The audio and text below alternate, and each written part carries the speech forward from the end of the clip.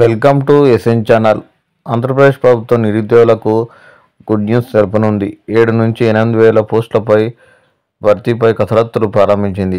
ఆరోగ్య సేవలు మరింత విస్తరించాలని నిర్ణయించింది. ఇందులో భాగంగా ఖాళీలను భర్తీ చేసేందుకు ప్రాధాన్యత బట్టి కార్యాచరణ రూపొందిస్తుంది.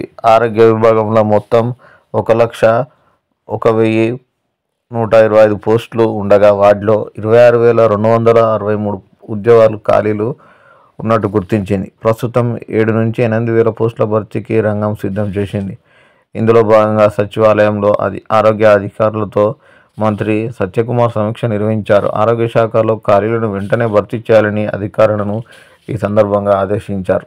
దీంతో అధికారులు ఖాళీల భర్తీపై ఏర్పాట్లు చేస్తున్నారు. త్వరలోనే నోటిఫికేషన్ విడుదల చేసేందుకు రెడీ అవుతున్నారు.